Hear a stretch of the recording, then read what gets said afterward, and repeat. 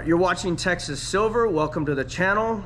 This is an interview with the co-founder of At Cost Metals. We just had an interview earlier talking about his company. So what we're going to do now is go over precious metals and why someone needs to own these. So a lot of times that's kind of what I'm dealing with, is trying to explain to someone why they need to take the dollar, which is fiat, essentially worth nothing. The only reason why it has value is because people still have faith in it. Once that faith is gone, then it's going to be worthless. But why you need to trade that in, protect your wealth, protect your money with these precious metals. So I want to talk about that. I want to ask him on his take on why he has precious metals, and then I'm going to kind of go over the reasons why I have it and why I feel that everyone should own some precious metals. So take it from there. What's the deal with metals? Why do these people need to have precious metals in their portfolio? Sure. I don't know if I could, let me pick my top reason. One, probably so that you don't get run over by this train that's coming. I know that might sound a little extreme, but well, maybe not for this channel. I agree. It's the economic environment that we're in today has never happened before. There's never been digital currencies. There's been crypto, but that's been all outside of central banks. So there's a million different reasons. It's finite resource. It's a hedge against inflation. It's liquid. It's tradable. It's not fiat, and you could go on and on. But so what is fiat? So when we're talking about currency, is the paper bills. It's the currency that's controlled by central banks, where they can arbitrarily just say, we need to print or digitally produce $1 billion or $1 trillion to fund a war, to bail out a big company, to subsidize some kind of part of the industry or the economy that needs help. There is no limit to how much there can be. Right. And so what backs a fiat currency? Just the government's word. Yeah, right. Various government's word. So at one point, the dollar was backed by gold. We eventually got to partially backed by gold and then no gold. And so we actually went to the petrodollar. But the petrodollar, we're actually losing at this point as well, because all these nations that we had agreements with for them to sell their oil in US dollars are starting to break away from that. And so we have countries around the world that are dumping our treasuries, dumping the dollar, and what are they doing with that metal? Or I'm sorry, what are they doing with those dollars? Well, their dollars are going straight into gold-backed currency. BRICS being probably the foremost contender to replace the petrodollar as the world's reserve currency, and just regular silver. So you've got 10-ounce bars, 1-ounce bars, all the way down to junk silver, 90% from pre-1965 metal. There's a reason why our currency used to be metal. It used to be silver. Right. And then we moved away from it because silver is the best thing to put in computers. It's the best conductor of electricity, and it's finite. And rather than waste it on money, they just hoard it for themselves. And if you don't store and collect and stack your own silver, you are literally, by definition, going backwards relative to people that do. Yeah. So from what I understand, for the last 3 to 4 years, central banks have been buying a record amount of gold and silver. And so what I look at is that's the smartest money in the world. They're the ones that are controlling the monetary system. So if they're buying these metals, why? What do they know that we don't know? So I want to be doing what the smartest money is doing.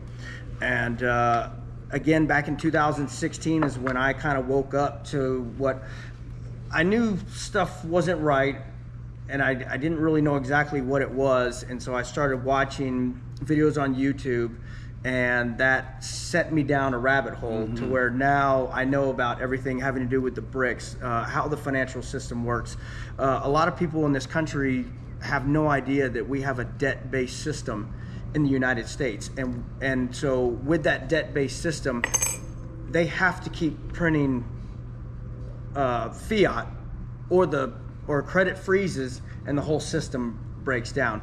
So that's why they're constantly printing more money. They have to have wars or pandemics. They just have to have any reason to keep printing more money, because if they stop, credit freezes, and when credit freezes, everything freezes. And that's what I feel that we're coming to. I think there's going to be a point where the bond market is going to explode, credit is going to freeze, and at that point, everything runs on credit. So everything from your grocery stores to the truck driver, gas gets moved by truck drivers. So everything's going to freeze if credit freezes. And so this right here, these precious metals, are going to be a way that you can transact during that time period. Also, it's a way for me to get my wealth out of the system. And when this all goes down, eventually something's going to come back. They're going to come up with some sort of currency, be it digital or whatever. But I'll have instant wealth in the next. So if you're in the dollar or dollar denominated assets, when all this goes down, all that's going to be wiped out. And so you'll have instant wealth, because these have always been worth something. They'll never be worth zero. You have a real commodity that has a use. With silver, it's a precious metal, it's a strategic metal, and it's also an industrial metal. So that's why I'm so big into silver. I'm not a big gold guy. I own a little bit, but I think silver is going to outperform everything, and that's why I push silver so hard. Now, the deal with silver, right now, the gold to silver ratio is so spread apart that it takes a lot more ounces of silver to buy an ounce of gold, but that's not God's ratio. God's ratio is 1 to 10, 1 to 15. You know, that can be argued. But I think that ratio eventually will close. I think silver's been on a tear lately. So I think it's 1 to 70 something maybe for gold to silver ratio. But I think silver will outperform. So for me, it's a preservation of wealth, but I think there's going to be a point in time where these will actually skyrocket, and it will be, I don't look at it as an investment. I look at it as protecting my wealth, but I think there is a point, and I think we're getting really close, where this is going to be something that is going to be generational wealth if you own these metals. I agree. I think the number of reasons to own precious metals, it's a long list. And, you know, to some people, doomsday preppers, you know, and I'm not discounting that. I personally don't believe metal in an absolute doomsday scenario will be the most important thing. After that plays out, yes. Absolutely. But first, you've got to protect yourself. You've got to get to that point. Now, you know, I don't want to put fear, I don't want to use fear to, you know, incentivize people to get metal. But the fact is, it's a real threat. It's a potential threat. You know, a balloon flies over the U.S. Where did that come from? Right. What was it, et cetera? You know, that was a real thing. Another pandemic, one that is worse. You know, that's a real threat. So there's a lot of good reasons, good responsible reasons for hardworking people that just want to make sure their family's taken care of to buy precious metals. From one extreme, you know, a doomsday prepper, all the way to, hey, I you know, groceries are a lot more expensive today than they were last year, the year before, or 5 years, or when I was a kid. You know, for 200 years, gold was $18. Right.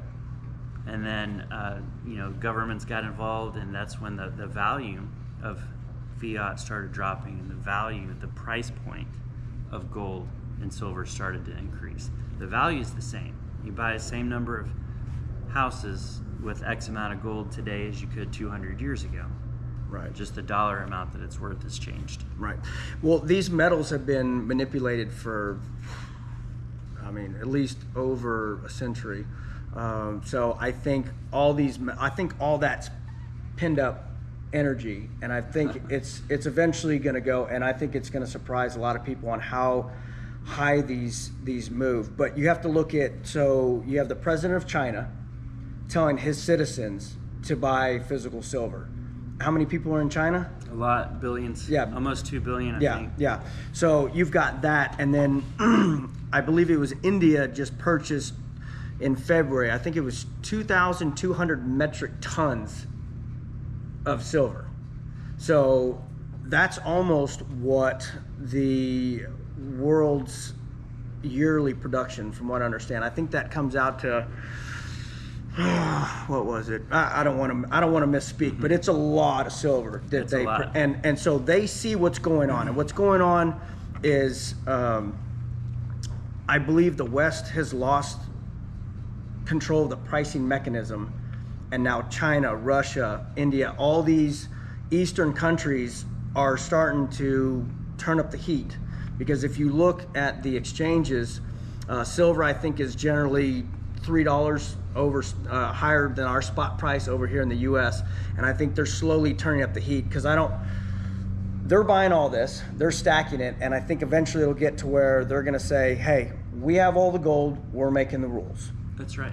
And I think that's what they're doing. That's the other golden rule. Right. And so they're accumulating this while the West is asleep. We're selling gold, they're buying it, and they know what's coming. And the dollar is losing. That's the main thing. Everyone has faith in the dollar, and well, I shouldn't say everyone. A lot of people, majority of this country has. Everybody wants to have faith in the dollar. And I think they're in the mindset of, this has never happened, it can't happen, this is America, but it absolutely can. This is what always happens. Every fiat currency in history has gone to zero. I mean, this is why the Roman Empire fell. Was they started clipping coins and manipulating the financial monetary system, and eventually they went under. Well, you know, if you want to have full faith and confidence in your fiat currency, I can fix that relatively quickly. Just after this video, go Google Zimbabwe dollar, okay, and look up what's the highest denomination of a Zimbabwe dollar, okay? Do that first, and then right after that, look at in the 60s, 70s, how strong the Venezuelan economy was, because it was the #3 economy in the world, Venezuela, Right. just not that long ago, and look what happened.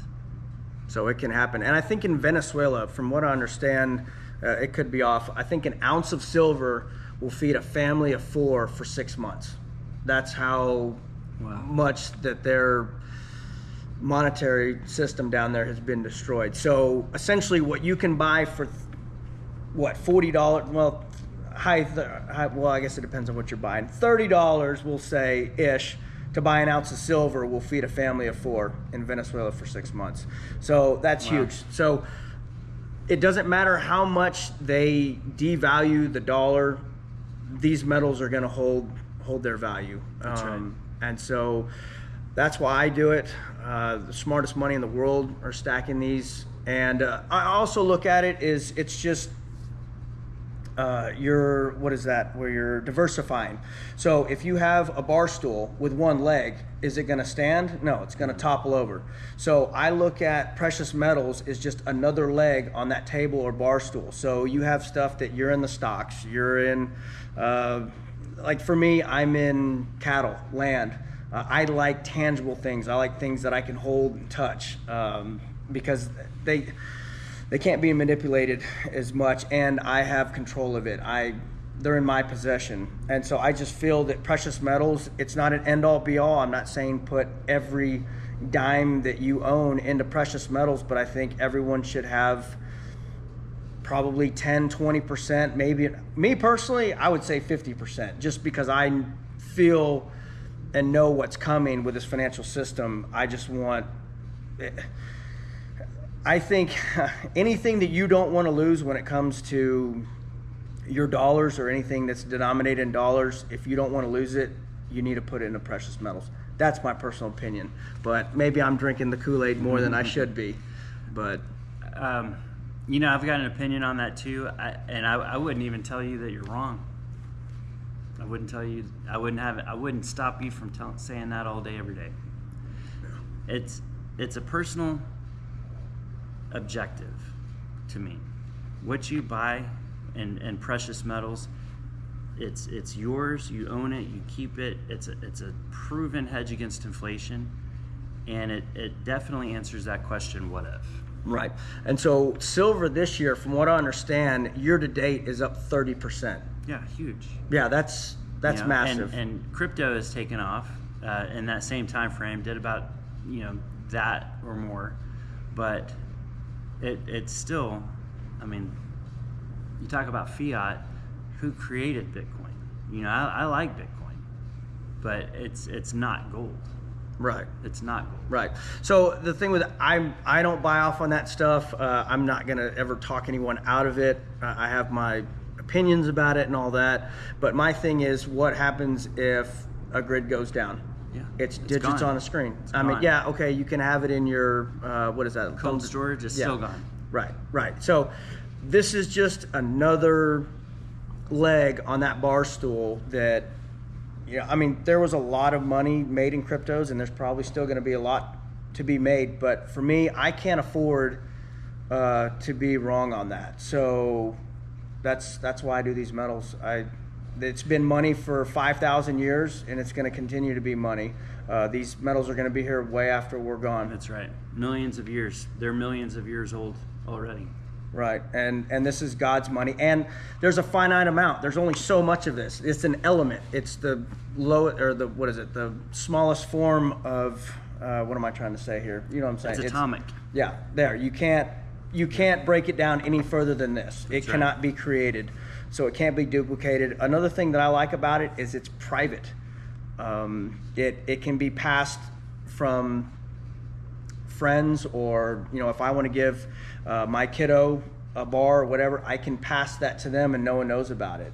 And I just like the privacy aspect. You can pull some wealth out of the system that the government, the big brother, doesn't know about, and I like that, the fact that it's private. That's a good reason. I think for me personally, the number one reason to own precious metals, I'm a numbers guy. I love math and computer programming. When I think back to when I was a kid, right, the population of Earth was 4.2 billion people. I don't know why I remember that. It just stuck with me. Okay. Billion was really the biggest number anyone ever said. It's like 10 billion. It was back then. It felt like a made-up word. And then as time goes by, we start talking about trillions. The national debt was 4 trillion when I was a kid, and it hit 16 trillion. And I thought, well, how does that math work? Right now we're closing in over 35 trillion, whatever the math is now. At some point, there has to be a reset. At some point, the math and the compounding interest just gets to a point where the math doesn't work anymore, and it requires a reset. Right, and we're to that. I believe that we're spending $1 trillion every 100 days now, which is, so I think we're to the part where it's going to start going exponential, to where the amount of money, I don't know the timeline, but I've heard it's very soon, to where we are actually going to be spending more on the interest for the national debt than, I think it's, your Medicaid, Social Security, all that. So that's going to be our biggest item, is at paying. that rate. The interest payment is more than the GDP revenue. So it's just unsustainable. The question is, what happens? What happens? Is it war? Is it handshake agreement? Hey, the numbers don't work anymore. Let's just erase a bunch of zeros all around the world and see what happens. That's probably best case scenario. But even then, best case scenario, the people that are in charge of making that happen, the likelihood of them, taking care of themselves, their kind, their peers, their political friends, foreign friends, versus the little guy. Right. If you have the metal, it's a bit of a shield against that. Right, and I think what we're going to is a 2-tier society. I think there's going to be the ultra wealthy, and then everyone else. And so this is a way to have wealth. Once this system goes down, when they reboot it, you don't get wiped out. I think there's going to be multimillionaires and billionaires that get wiped out because they don't know about. I think in America, I've heard it's less than 0.5% of Americans that actually own these precious metals. Oh, really? Yeah, it might have gone up. I know it's starting to get traction, and I think we're at the point where these metals are about to start exploding. Sure. And so if you want these metals, I think you need to get on it, because I think agree. There's going to be a point where these are no longer available. If these metals are exploding in price, I'm not going to offload any of mine. Right. So what's going to happen is your smart money, your big hedge funds and all that, they're going to come in and scoop up these metals, and the little guy's going to be left behind. So sure. I remember in the 90s, that was the first time I had ever purchased metal for myself. And it was definitely considered more of a luxury item. It was not really talked about in the realm of stocks, bonds, mutual funds, et cetera. It was just, a private, tangible asset kind of thing. The dot-com boom, et cetera, et cetera. We saw that go up. We saw it go down. The housing crash in 2007, 2007, 2008. Look what that did for metal. Right. Okay. Worst case scenario, I think, is perfect timing, and that's when I called my partner. We had all these different things happening, one after another, starting with the pandemic and everything else that followed after that, inflation and wars. And to own precious metals is to secure your future, to secure your livelihood in worst case scenario, but even from a smallest reason, protect yourself against inflation. Something's going to change in the future. We don't know when. Yeah. We don't know when it's going to happen, but it is going to happen. Right. Another thing that I like it, and this may just be me personally, is once I buy a coin or a bar, I don't want to offload it.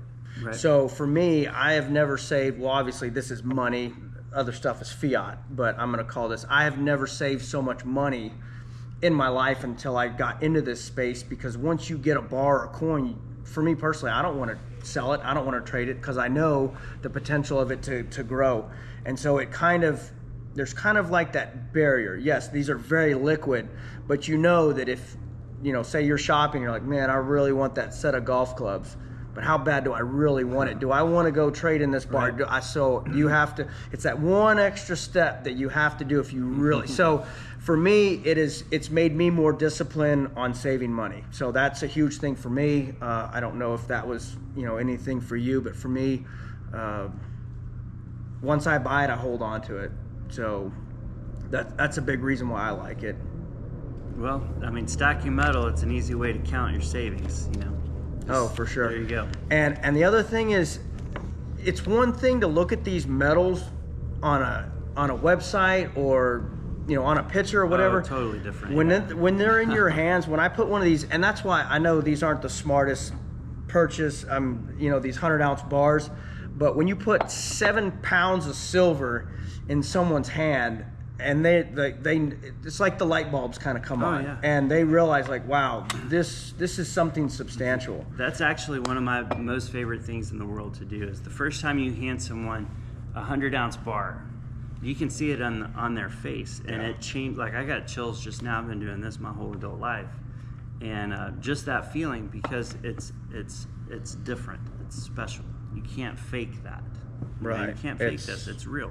Yeah, it's something else to put hands. So even if maybe you can't afford to buy right now, go to a coin store and maybe put your hands on this stuff and get you fired up about it, because I love this stuff.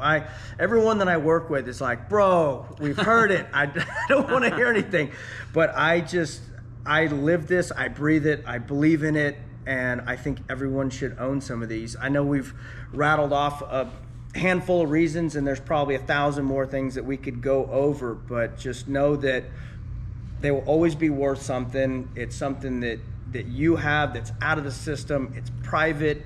And really the only downside to precious metals that I see is if you're not storing them, or if you're storing them yourself, there is that chance that they could be stolen.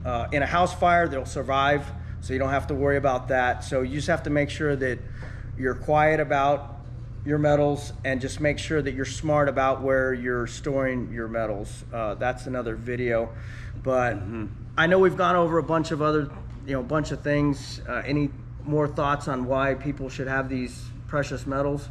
I think that the number one thing, it's not greedy. Collecting metals is not being greedy, it's being smart. So that would be my number one reason. It's smart money. All right, so I appreciate everyone being here. Hopefully you stuck it out, and hopefully you learned something from this video. Please share the videos, subscribe, comment down below. I'll try and get to any questions if y'all have about it. I will have the link down below. Please check out the video that I did with the interview that talks about Justin's company and how you can get these metals at very, very good prices, probably the best prices on the market today. At cost. At cost. There you go. It's at cost. But yeah, so that's why you need to check out the video. I'll have a link for that, and also a link on how you can actually start purchasing these metals on that platform. So Thanks for having me. Yeah, appreciate you. Thank you. And I guess we'll leave it at that. Y'all take care. God bless.